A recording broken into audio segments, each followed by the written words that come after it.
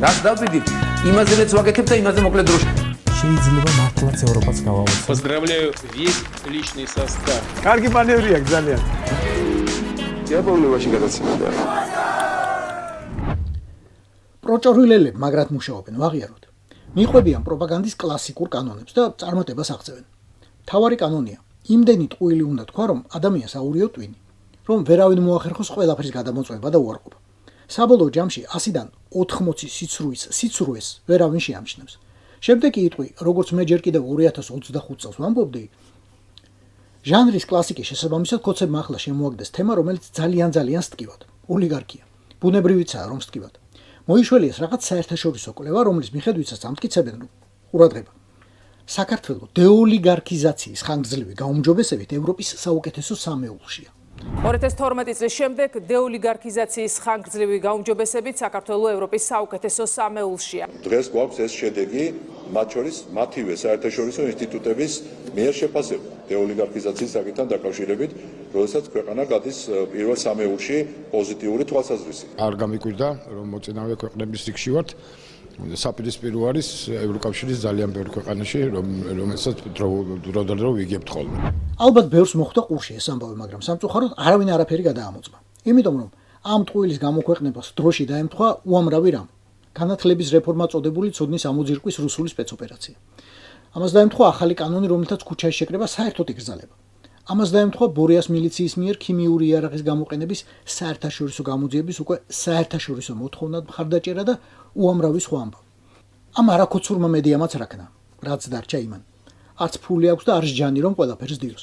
მოკლედ, დავხარჯე ცოტა ხანი და ჩაუჯექი პირველ წყაროს, რასაც პროჭორვილელები ეყრდნობიან. გახსნა, რასაც ქვია. პირველი, კვლევა ძველია.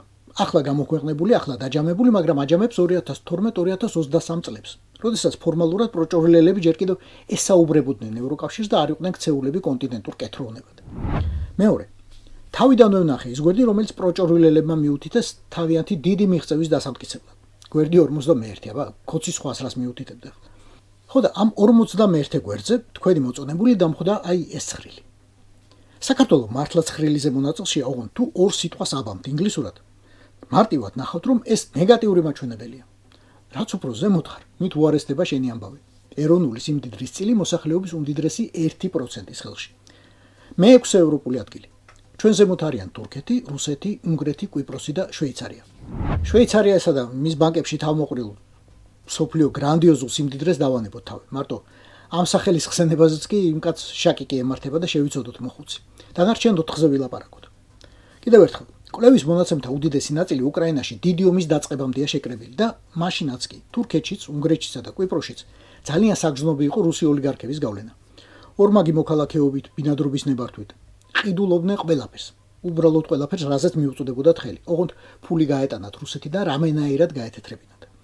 ეს არის ამ ჯგუფისა და ამ თანმიმდევრობის შედგენის ერთი უმთავრესი მიზეზი.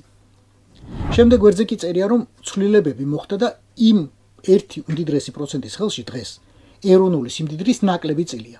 მაგრამ მაგის ისტორია გაგახსენოთ? ან რა გახსენება გინდათ? სანამ იმას ისევ შაკიკი გამწვევებია, ბარემ თვითონ არეზარება ლაპარაკი, რომ დასავლეთი განგებ აკოტრებს და ფულს ახევს. მოკლედ, ის დაბლოკილი 6,7 მილიონი დოლარი უნდა იყოს ალბათ მიზეზი, რითაც ბორია ივანაშვილის ანგარიშები შეთხელდა და საერთო ქართულ სიმდიდრეში წილი ოდნავ შემცირდა. უფრო მარტივად, ქართული ოცნების ტყუილი გაუმჯობესებულ რეიტინგზე უბრალოდ სიმწრის სიცილია. სახლი გვეწვის და ხელი მაინც გავითფოთ, ბატონო ბორისო.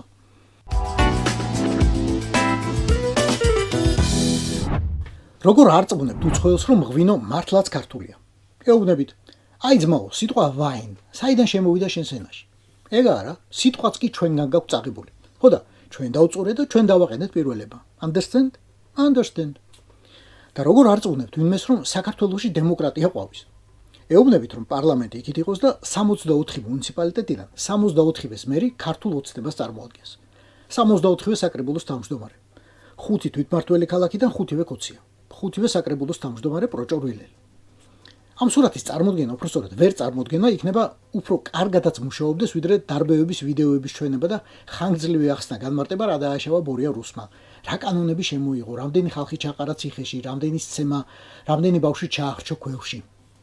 საშუალო სტატისტიკური ბელგიელი, ან ავსტრალიელი ან მექსიკელი ან იაპონელი უბრალოდ ვერ წარმოიდგენს, რომ ყველა მუნიციპალიტეტის ადამიანებმა ნებით აირჩიეს ერთი პარტიის კანდიდატები. ყველაში, უკლებლივ. რუსეთი რომ რუსეთი, აი, პუტინის რუსეთი, ფაშისტური იმპერიის კარიკატურა. იქაც კი უამრავი რაიონია, სადაც არჩევნები სხვა პარტიებმა მოიგეს. არა ეძინა ერასიამ და მუნიციპალური ხელმძღვანელები გახდნენ. მართალია მათი განსხვავება ეძინა ერასიასგან ისეთივეა, როგორც ხალხის ზალის ან იაგო ვითომ გირჩის განსხვავება კოცისგან, მაგრამ სახელი ხო მაინც სხვაა. ფორმალურად. ვიღაც კომპარტიას წარმოადგენს, ვიღაც ლიბერალ დემოკრატებს, ვიღაც სპრავედლივა ერასიას. თლა ჩუვაშეთის გუბერნატორი ამ სპრავედლივა ერასიადან. ჩუვაშეთი იცით რა მხელა? 18000 კვადრატულ კილომეტრზე მეტი. სამეგრელო და იმერეთი რომ შეაერთოთ, იმაზე დიდი. მოსახლეობა არის თბილისივით. აი ამ ხელა რეგიონს ყავს ფორმალურად მაინც ოპოზიციონერი ხელმძღვანელი. რუსეთი არა, საბჭოთა კავშირში უმაღლეს საბჭოებსა და ადგილობრივ საბჭოებს რომ ირჩევდნენ, იქაც კი კომპარტიის წევრთა რაოდენობა ნახევარზე მეტი არ უნდა ყოფილიყო. დანარჩენები უპარტიოები იყვნენ.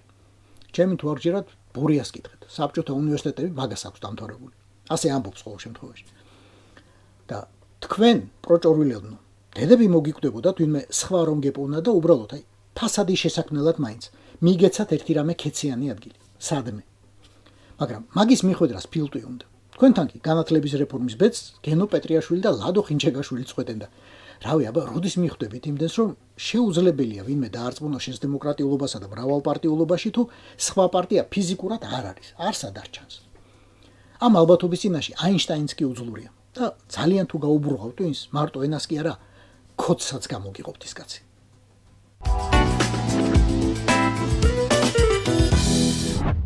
ამ ინფორმაციასაც დამატებითი ცნობები სჭირდება, არც ბევრი რამის ახსნა და განმარტება. საერთოდ.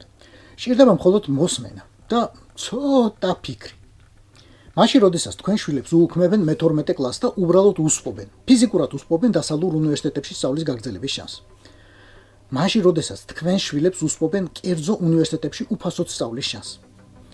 მაშინ, როდესაც თქვენ შვილებს უსპობენ სტუდენტურ გრანტს, უსპობენ. მაშინ, როდესაც თქვენ შვილს უსპობენ არჩევანს, სად და როგორ გააგრძელოს უმაღლესი განათლება. თვითონ პროჭორვილელებს ეგ ამბავი სულ ირაკლი კობახიძეზე კიდიათ. იმიტომ რომ იმ ბრძენი კაცის არც ერთ შვილს, არც ერთი დღე არ უვლია ქართულ სკოლასა ან უნივერსიტეტში. იმიტომ რომ ირაკლი კობახიძე მისივე დეკლარაციის მიხედვით 2 შვილის განათლებაზე წელიწადში 38347 ლარს ხარჯავს. იმიტომ რომ გეკაგელა ჯეკაგელაძემ, პოლიცმაისტერმა, სანამ თქვენ შვილებს არბევდა და წამლავდა, საკუთარი ერთი შვილი სკოლაში სატარებლად 20800 ლარამდე დახარჯა. იმიტომ რომ ფინანსთა მინისტრად წოდებულმა ლაშა ხუციშვილმა 2 შვილის განათლებაში 2024 წელს 14000 ლარზე მეტი გადაიხადა. იმიტომ რომ სოფლის მეურნეობის მინისტრად წოდებულმა დავით სონღულაშვილმა შვილების სწავლაში 18200 ლარამდე გაისროლა. ყველაზე იაფად შვილებს თურმე ჯანდაცვის მინისტრად წოდებული მიხეილ სარჯველაძე ასწავლის 5000 ლარად სულ, ოდნავ მეტად. რადიო თავისუფლების ინფორმაციით, იუსტიციის მინისტრის პოსტზე მყოფ პაატა სალიას შვილი წლების განმავლობაში დაჰყავდა ბრიტანულ ქართულ აკადემიაში, ფასიანში. ახალი დეკლარაციით უცნობია სად აგრძელებს სწავლას ეს ბავშვი. ასევე გამოტოვეს შვილების განათლებაზე დახარჯული ფული და მათი განათლების ამბავი, ზოგადად, განათლების მინისტრად წოდებულმა გივი მიქანაძემ, ინფრასტრუქტურის მინისტრის კაბინეტში მჯდომმა რევას სუხაძემ და თავდაცვის მინისტრად სახელდებულმა ირაკლი ჩეკოვანმა.